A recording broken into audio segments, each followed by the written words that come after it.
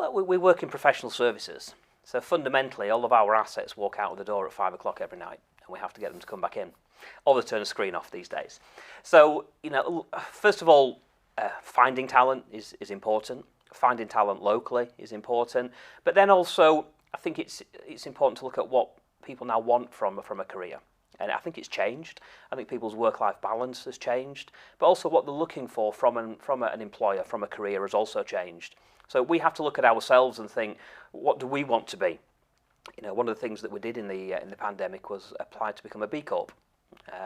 Recognising that as a business we need to set out where we want to be and the standards we want to adhere to in terms of the environment and in terms of governance. So it's absolutely vital to our continued success that we can attract and retain the right people. And whether that is different reward packages, shaping the business so it becomes more appealing to the next generation, and just investing in people fundamentally is what we're doing now.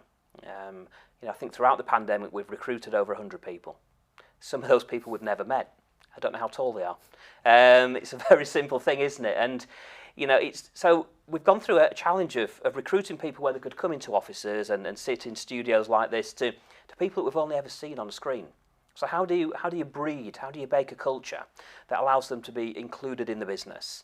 And where it's easy sometimes when someone is sat next to you. It's much harder when you see them on a screen for half an hour a day or a couple of hours a week.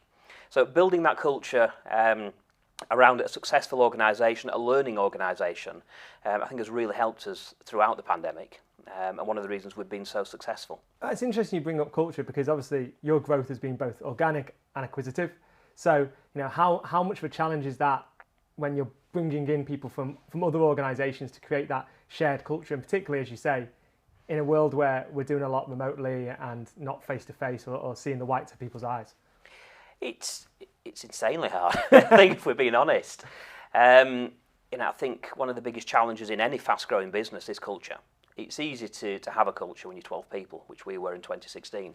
It's much harder to maintain and grow that culture when you get to 280 people that we are today.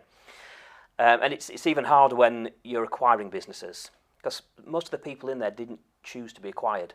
The principals of the business sold it and did well, and the people that really matter didn't choose for that to happen. So someone asked me the question the other day, what is your culture? And all of the things we've just spoke about being a learning organisation and everything else, but fundamentally, 3 letters start our culture, and that's fun. We come to work to have fun, to work hard, and we spend a lot of time here, whether it's on a screen or whether it's face-to-face anymore. And I think that's embodied throughout the business, in everything that we do. And I think if you asked anyone throughout, that's where we've been really successful.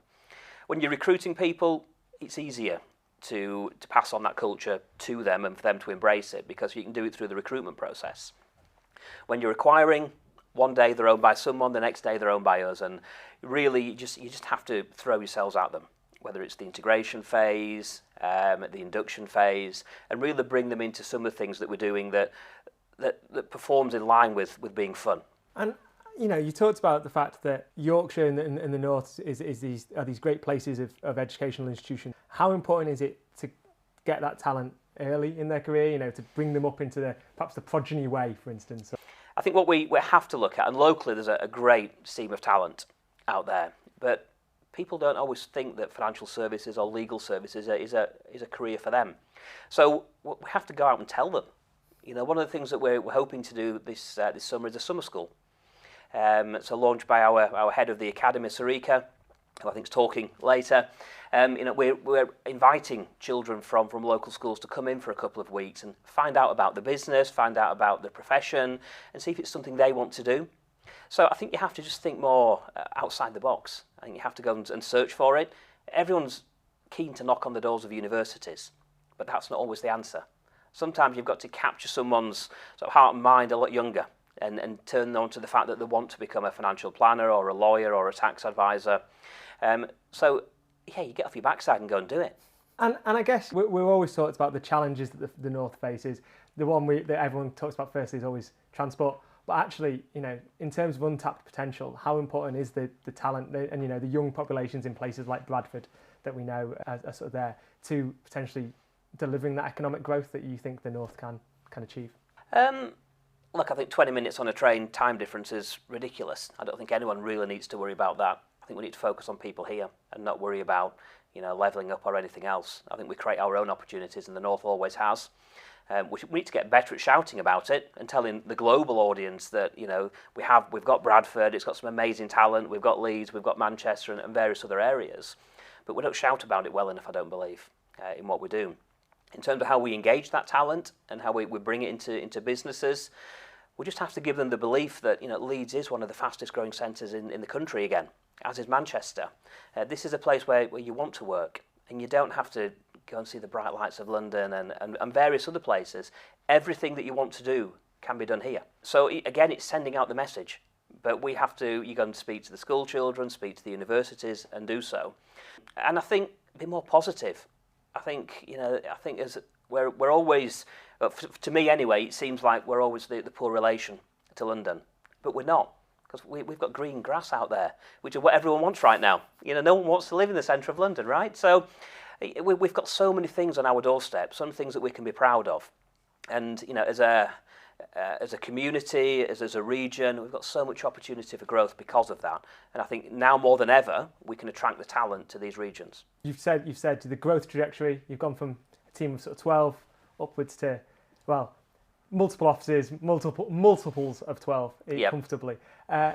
What tips would you give to any of those businesses that are starting, looking at their growth trajectory, planning for the next 5 years, or perhaps feeling hamstrung by talent in terms of that's restricting how they can approach their growth? So I think most businesses grow not by design, but by accident. In a strange way. That's just how it starts. You get someone with a great idea and people move towards it, and then the business expands. One thing we always wanted to do was, first of all, make sure we had a strong capital base. As with any house, you need strong foundations before you start building it. Okay, we built quite a big house in that time.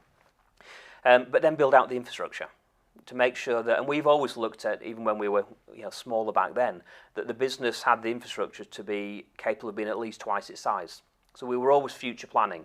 And in doing so, we were thinking about the talent that we needed to bring into Progeny to allow that to happen. And even now, when we look at the scale we've got to, which is not grand by any means of imagination, and where we want to be on this journey, we're constantly rebuilding that infrastructure and thinking, right, if we're going to be that big and that size in these areas of the UK, what talent we're going to need, and start to plan and get ahead of where you want to be. And people talk about business plans.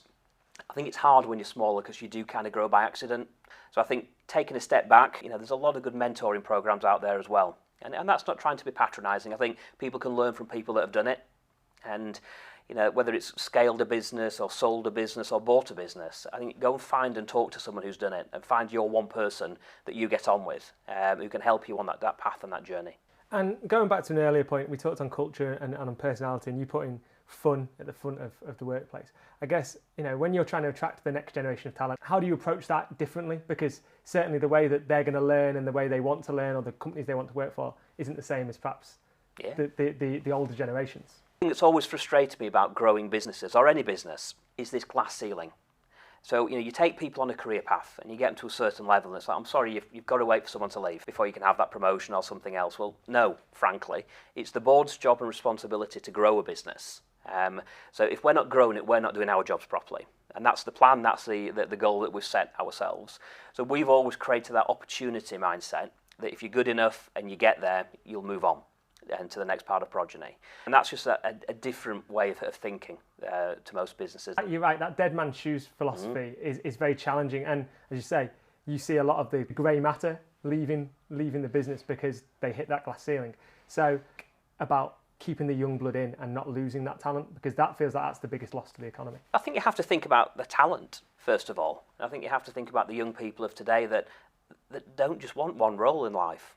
They don't just want to be a lawyer forever. They want to have 12 experiences in life, so I'm told. So create opportunity that's different.